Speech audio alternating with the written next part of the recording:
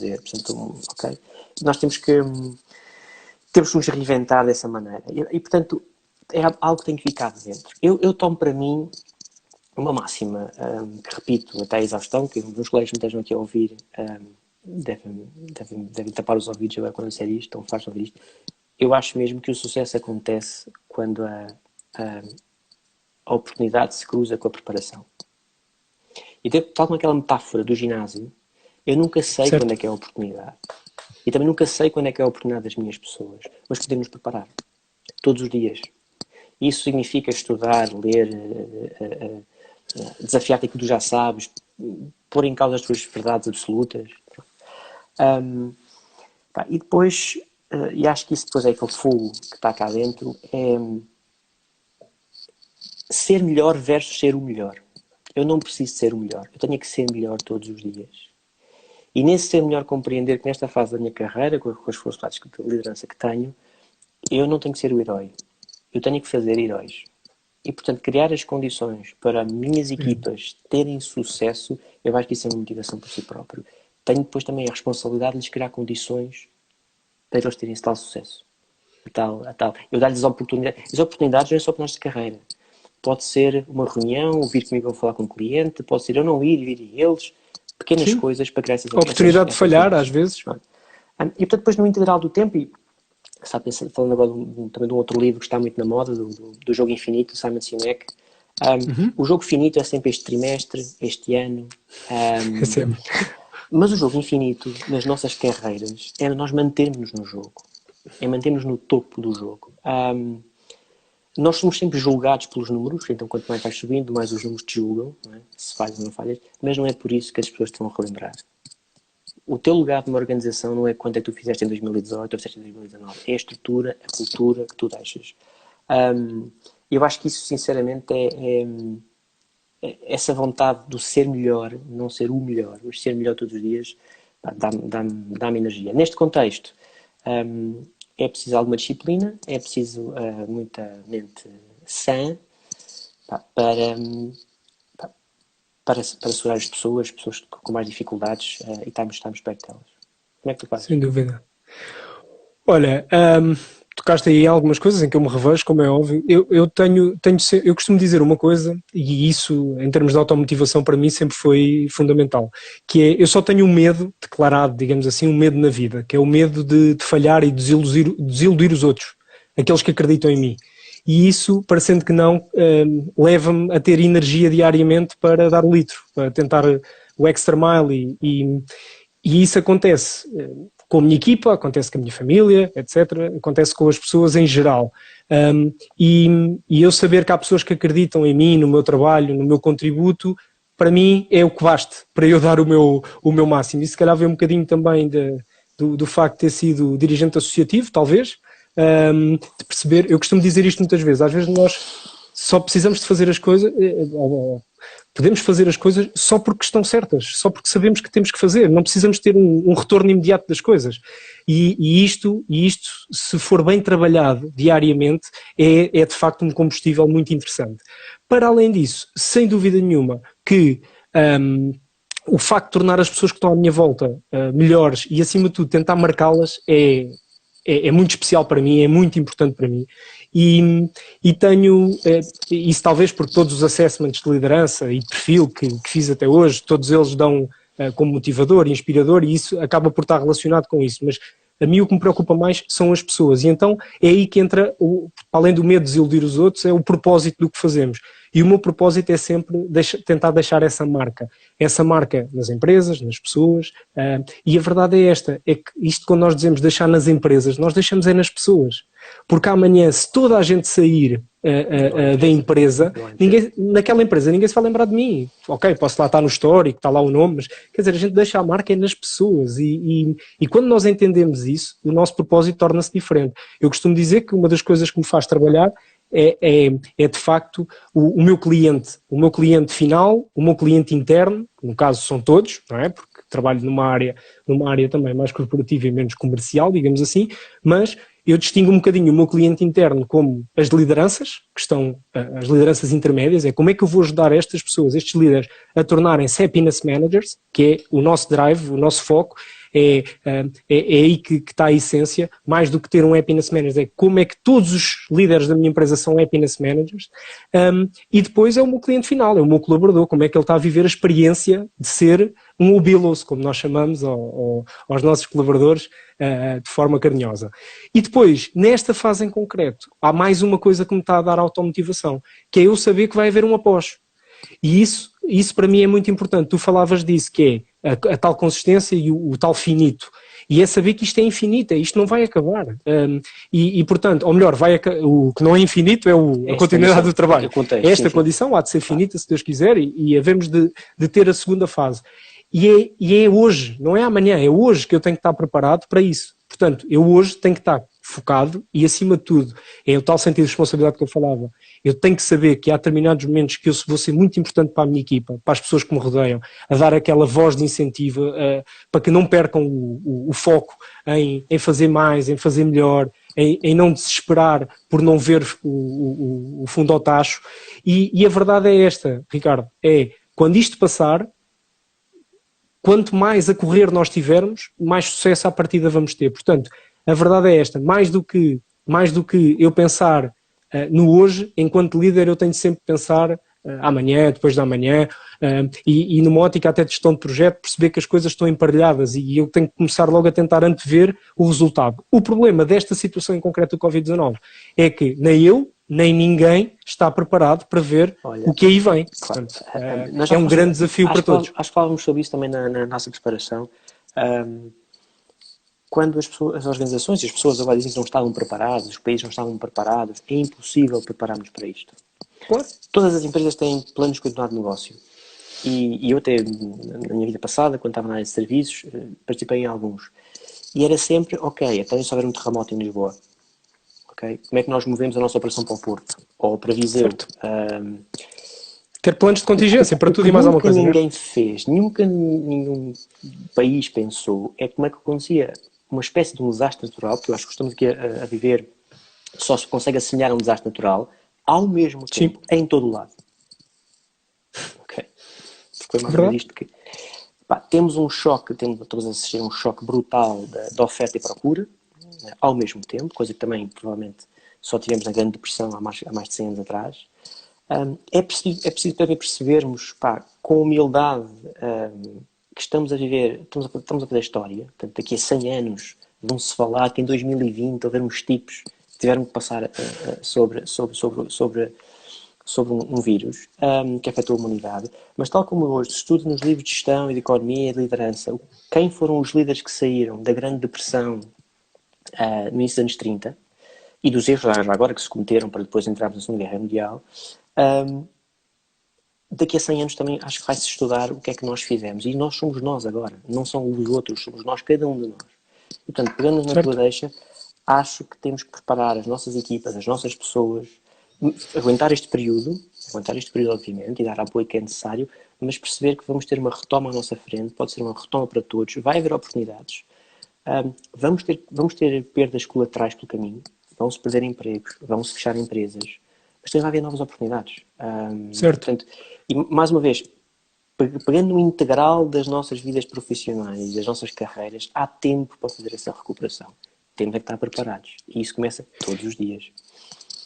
E eu deixava aqui uma palavra até para quem nos está a ouvir e que lidera equipas, que lidera pessoas, que é pensar nisto. Falar do futuro com as nossas pessoas é uma das formas de manter as pessoas focadas, e porque pensam que se nós estamos a falar do futuro é porque acreditamos que há futuro, que acreditamos que vai haver algo diferente.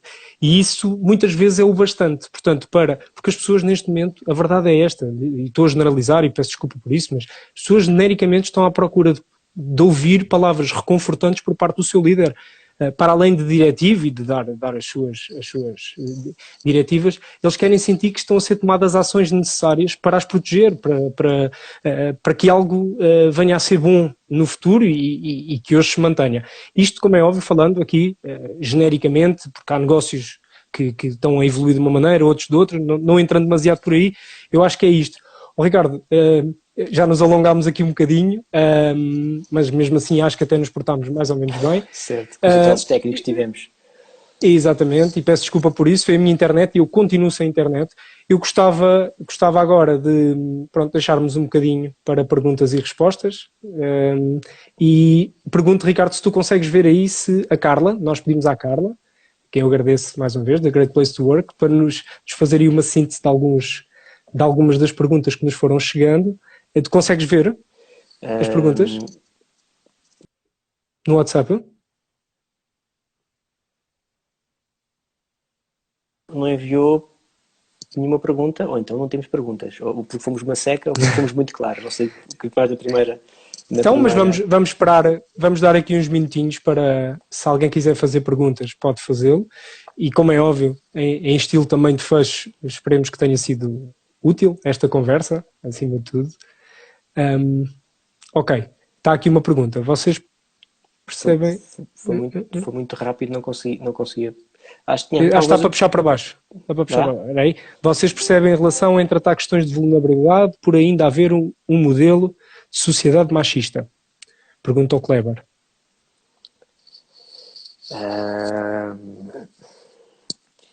Assim que eu posso dizer, e posso dar uma resposta pessoal e uma resposta, digamos, mais organizacional. Portanto, o SAS está com uma iniciativa a nível ibérico para a questão da inclusão e da diversidade, ok? Portanto, não é só a questão de homens versus mulheres, tem a ver com as opções de género, de religião, de sexualidade, etc. É um tema difícil, não temos para experimentar, lá está o tema cultural enraizado no país, é um tema difícil, mas nós temos tentado enfrentar.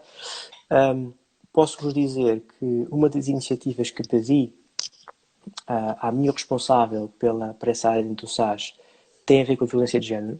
Portanto, o SAS, enfim, não quem está em modo de venda, mas para vocês perceberem, nós temos soluções que podem ajudar a prever esse tipo de situações, e eu receio que esta altura, deste confinamento forçado de gente que provavelmente já não estava muito bem, pode aumentar para um flagelo que já estamos a passar na sociedade portuguesa, que é o tema da violência doméstica. Pronto. De resto, nós no SAS não sentimos isso. Eu acho que é uma organização que procura ser justa. Eu sei que há sempre anos que podemos ser injustos, mas podemos ser justos nas oportunidades que damos a homens e mulheres. A nossa responsável de recursos humanos é uma mulher, a nossa responsável de consultoria é uma mulher. João, do teu lado. Do meu lado, apesar e acredito que no SAS seja um pouco parecido, porque o mundo das tecnologias de informação ainda é um mundo maioritariamente composto por homens, nós temos até uma população, eu diria, mais ou menos bem distribuída, principalmente nas áreas corporativas, onde aí não há desculpas, digamos assim, ou seja, eu gosto muito, sinceramente, gosto muito, e sem falsas teorias, etc., eu gosto muito de pensar que se nós pensarmos todos sempre em competência, não é? A diversidade de género, racial, etc., vai sempre existir. Porque há gente boa de todos os géneros, de todas as raças, etc. Portanto, se o nosso foco for na pessoa, na competência, isso vai sempre acontecer. E nós temos uma distribuição bastante homogénea. Eu diria até que na equipa de gestão, portanto, em 83, 84 pessoas que neste momento temos, cerca de 50% a 55% são mulheres. Portanto, aqui não entra tanto essa questão desse machismo comprovado, digamos assim. Por exemplo, no board somos 6 pessoas e são duas mulheres e 4 homens. Como vocês imaginam que será o trabalho de remoto após esta pandemia? Bem, nas últimas semanas tenho feito várias vezes essa pergunta internamente, como é que nós vamos reagir, porque uma coisa é o estado de emergência terminar dia 2 de maio, o que é que vai acontecer a seguir, porque assim, se os nossos clientes não nos puderem receber e nós temos que continuar a ter reuniões à distância, ou parte dos nossos colegas continuarem com crianças em casa, com telescola e portanto que não podem ir para o trabalho como iriam, porque não deixar as crianças, nós acho que temos que nos readaptar. Não tenho, estou mais ou menos em modo de especulação agora, não tenho nenhuma bola de cristal, gostava de ter. Acho que este período, ou seja, o desmame desta situação ainda vai ser longa. Portanto, a minha previsão é que nós antes de setembro, outubro, quando começar o novo ano escolar, dificilmente estaremos em modo, digamos, mais normal, em que temos escritórios cheios com toda a gente. E por estes dois fatores, uma questão de sanitária, ainda de distanciamento, etc., mas ao mesmo tempo uma condição de haver possibilidade das nossas pessoas poderem ter no seu ambiente familiar capacidade de dar apoio nomeadamente aos filhos.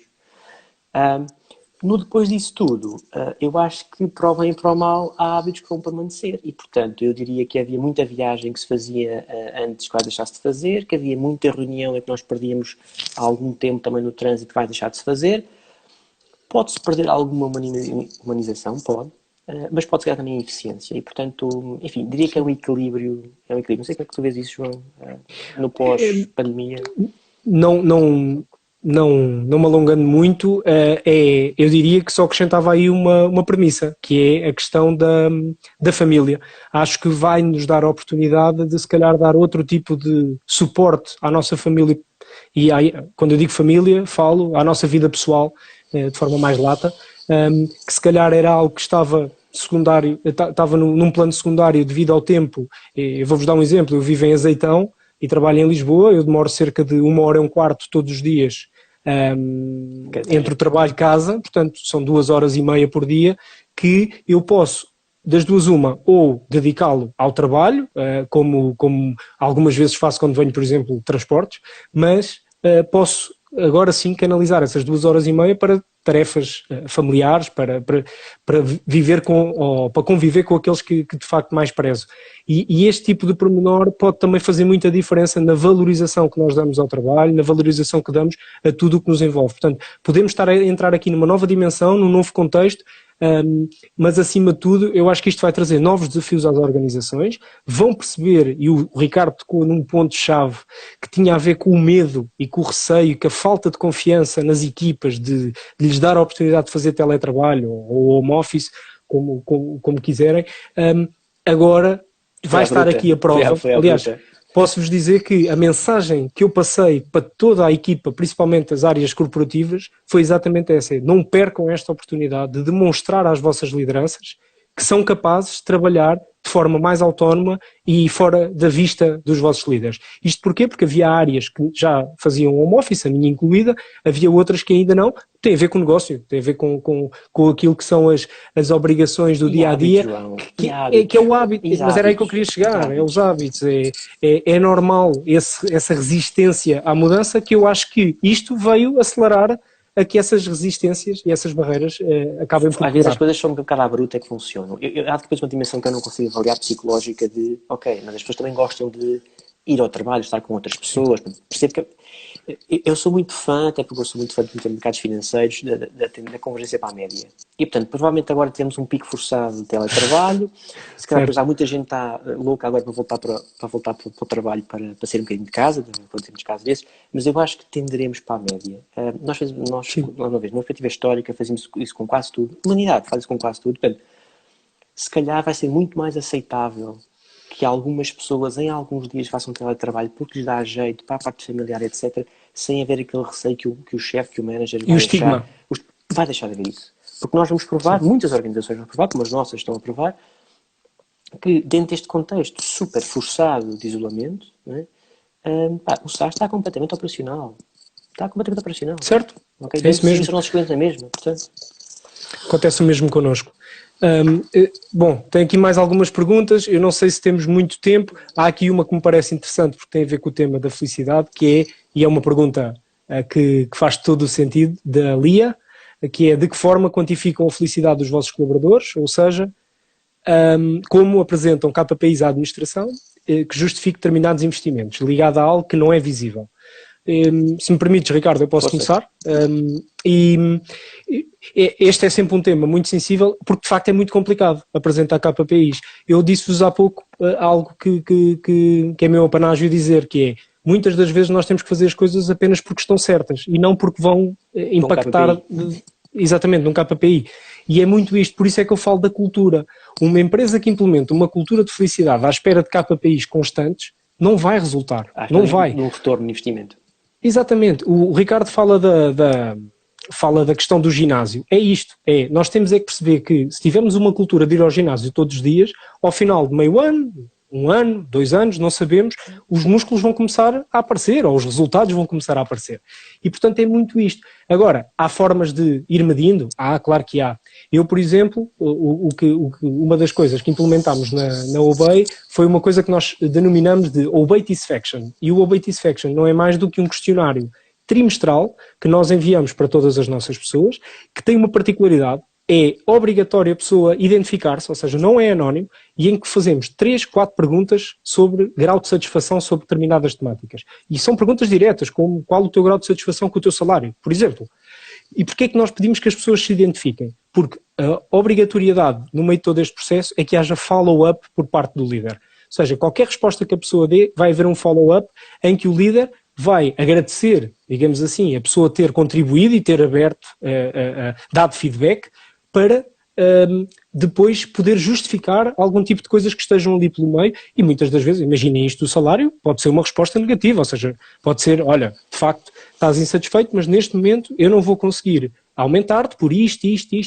Mas, reparem, é isto que cria compromissos, é isto que cria uma cultura de verdadeira transparência e abertura ao feedback, não é? E ao feed-forward. Saber exatamente o que é que se está a passar e não ter medo dessas perguntas. Não precisa de perguntas difíceis.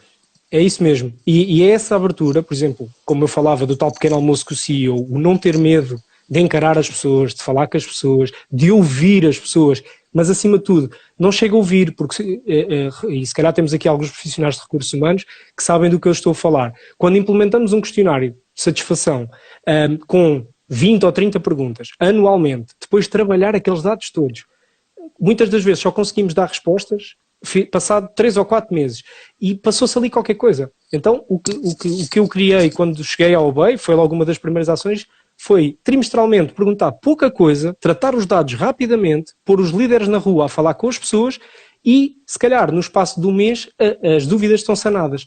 E reparem uma coisa, o que é que nós estamos aqui a fazer com isto? É mais um ponto de situação entre o líder e o liderado, que é algo que deve acontecer frequentemente.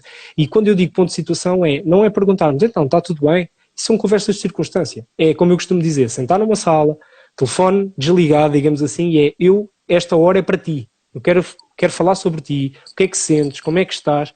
E quando nós atingimos esse nível de abertura, estamos muito mais próximos de perceber o que é que deixa aquela pessoa feliz. E eu acho que é muito por aqui. Ser a cultura de felicidade para mim, como eu vos dizia, mais do que um plano extremamente estruturado, é, acima de tudo, ter vários planos, principalmente centrados na pessoa. People-centric, ok? Essa é para mim o melhor KPI que temos. E depois, como é óbvio, estes questionários de satisfações vão-nos dando resultados, não é? De evolução da satisfação das pessoas. E, por exemplo, temos outros barómetros, como os questionários de saída, tentar perceber porque é que a pessoa sai, como é que sai, ou seja, como é que deixa a sua visão sobre a marca e todos estes pequenos pormenores, porque reparem, não é por uma pessoa sair da empresa que necessariamente a empresa sai dele e vai continuar a vender a empresa. E isto é muito importante para as marcas.